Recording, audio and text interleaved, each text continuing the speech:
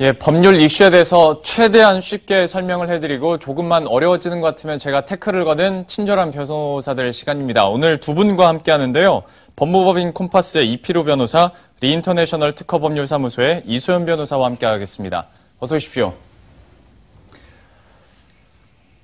어려운 법률 얘기이긴 한데 좀 쉽게 풀어보도록 하겠습니다. 특히 제가 잠깐 먼저 봤는데 오늘 하는 내용이 좀 우리들에게 민감한 사안이더라고요. 이소연 변호사께서 오늘 어떤 얘기 하실지 좀 운을 띄워주시겠어요? 네네. 지난주부터 기온이 상승하면서 전국적으로 미세먼지 농도가 굉장히 나빠졌는데요. 이에 따라 서울시는 서울형 미세먼지 비상 저감 조치를 발령을 했고, 이에 따라서 출퇴근 시간에 대중교통을 무료로 이용하는 정책 등을 시행했습니다. 예. 그래서 오늘은 이러한 미세먼지 대책들을 좀 살펴보고요. 이에 대한 법적 근거들을 좀 알아보는 시간을 마련했습니다. 그러니까 우리 입장에서는 무료로 이제 대중교통을 이용할 수 있어서 좋긴 한데 이게 서울시에서 이렇게 명령을 하는 어떤 법적 근거가 있었을 거 아닙니까? 여기에 대해서는 어떻습니까? 네. 지난해 11월부터 이렇게 대중교통을 무료로 이용할 수 있는 정책이 실시되고 있는데요. 예. 이것은 대기환경보전법 제8조에 그 근거를 두고 있습니다. 그 내용을 좀 설명을 해드리면 시도지사는 대기오염을 긴급하게 줄일 필요가 있을 경우에 차량 운행을 제한하거나 사업장 조업 단축을 명하거나 그 밖에 필요한 조치를 할 수 있다라고 정하고 있어서요. 예. 이를 근거로 이러한 정책이 시행되고 있는 것입니다. 법적인 근거는 있는 건 이제 설명 들어서 알겠는데 이게 저 뉴스 헤드라인 보고 하루에 막 50억씩 손실을 본다라는 얘기를 듣다 보니까 그러면 이건 누가 충당은 해주나라는 궁금증이 생겼거든요. 네네. 그래서 이 서울시는 조례를 제정을 해서요. 2017년 7월부터 미세먼지를 재난에 포함을 시켰습니다. 예. 그래서 지금 재난관리기금에서 이를 충당하게 했는데요. 이 재난관리기금이라는 것은 재난 및 안전관리기본법에 따라서 모든 지방자치단체가 매년 재난에 대비를 해서요. 최근 3년간 보통세 평균액의 1%를 적립하는 법정 기금입니다. 예. 그래서 이달 미세먼지 비상 저감 조치로 아마 150억 원 정도의 대중교통 무료 손실금이 이제 재난관리기금에서 충당하게 될 그렇죠. 것이고요.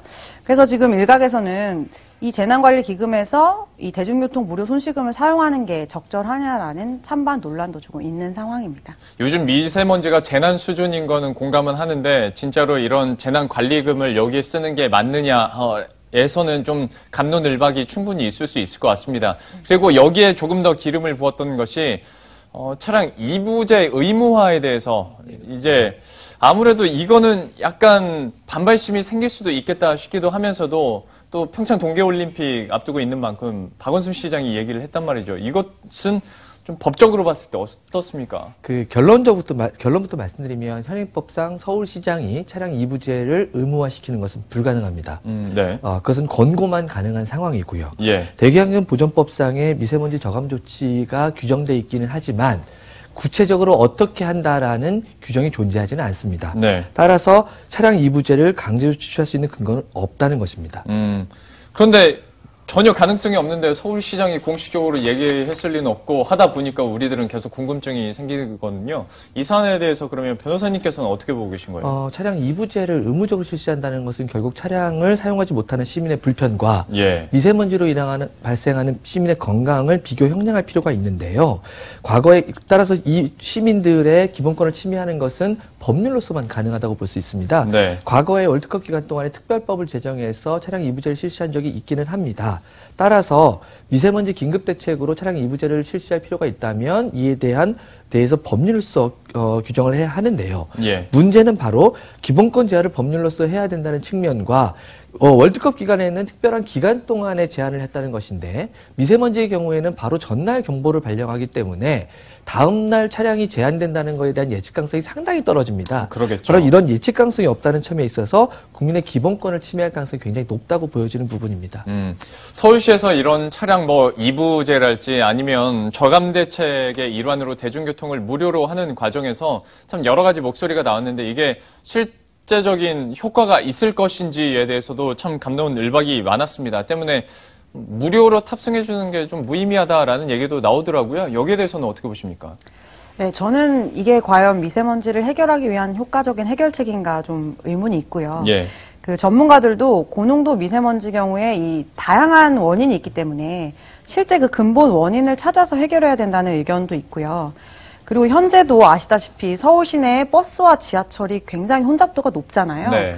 그런데 이 상태에서 또 생계형으로 차를 운행하시는 분들도 있고요. 예. 그래서 그런 부분을 봤을 때 이게 합리적인 해결 방안인지 좀 의문이 들고, 그래서 시민들이 겪게 될 불이익과 또 비용하고 대기오염 저감 효과를 좀 비교 형량해서 좀 정책을 시행해야 될 필요가 있지 않을까라고 저는 생각을 좀 하고 있습니다. 혼잡도에 대해서도 저도 관련 기사 댓글을 봤더니 베스트가 네가 9호선 타봤어? 라는 그런 얘기더라고요. 분명히 이 부분도 일리가 있어 보이는데 그러면 이피루 변호사께서는 이 같은 사안에 대해서 좀 어떻게 보고 계십니까? 저는 조금 시각을 달리하는 면이 있습니다. 뭐냐면 대중교통 무료 탑승은 그 자체로 저감 효과가 있다라고 보기는 어렵습니다만은 상징성은 있다고 보여집니다. 또한 미세먼지로 인해서 발생하는 질병 등으로 인해서 추가적으로 지불해야 되는 사회적 비용을 고려한다면 1회 50억 정도의 비용이 과연 과다하다라고 단정할 수 있는지는 의문입니다. 예. 다만 관계기관인 국토교통부나 환경부, 서울시 등이 실제로 미세먼지로 인해서 발생하는 사회적 비용에 대해서 정확하게 산출하고 이를 종합적이고 강력한 정책을 마련하는 것이 필요한데 실제로 그렇지 못하다는 것이 문제고요. 예. 과거 미세먼지로 인해서 사회적 비용이 추계된 내용에 따르면 12조에 이른다는 연구 결과도 있고 그다음에 최근 급성기관지 환자가 1200만 명이 넘었다라는 보고도 있고요. 예. 최도자 의원의 경우에는 사회적 비용이 5천억을 넘었다라는 보고도 하고 있습니다.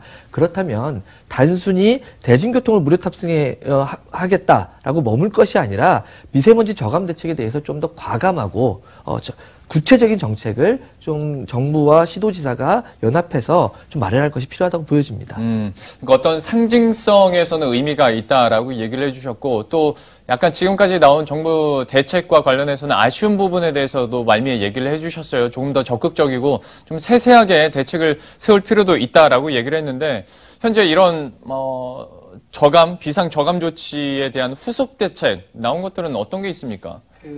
정부에서 또 후속 대책을 발표하고 있고, 최근에는 TF를 마련해서 저감 대책에 대해서 좀 정리하겠다라고 얘기하고 있는데, 예. 서울시는, 전국 최초로 친환경 등급제를 실시해서 7등급까지 매겨서 차량에 대해서 인센티브를 제공하고 운행을 제한하겠다는 얘기를 하고 있는데, 이 제도는 프랑스에서 실시하고 있는 제도와 매우 유사한 제도입니다. 예. 근데 문제는 이것 역시 법적 근거는 현재 미약해서, 실제로 이 제도가 시행되기 위해서는 법률에 대한 제도적 뒷받침이 우선돼야 될 것으로 보이고요. 이거에 대해서 정부가 좀 적극적으로 좀 정책적 입안을 마련할 준비를 해야 될 것으로 보입니다. 이게 그런데 비단 어떤 서울시만의 문제는 아니지 않습니까? 그렇진 않습니다. 예, 그런데 이게 과연 전 범정부적으로 그리고 전 지방자치단체들이 다 이런 흐름에 또 동조해 줄지도 좀 지켜봐야 될 문제이기도 하고요. 자, 여기에 대해서는 서울시가 어떤 추가적인 대책들과 또 시민들의 공감을 얻어낼 수 있을지는 한번 지켜보도록 하겠습니다. 지금까지 리인터내셔널 특허법률사무소의 이소연 변호사, 법무법인 콤파스의 이피루 변호사와 함께했습니다. 오늘 말씀 고맙습니다. 네, 저희가 준비한 소식도 여기까지입니다. 오늘 점심 식사 맛있게 하시고요. 저희들은 또 핫한 이슈들 들고 내일 이 시간에 다시 찾아뵙도록 하겠습니다. 시청해주신 여러분 고맙습니다.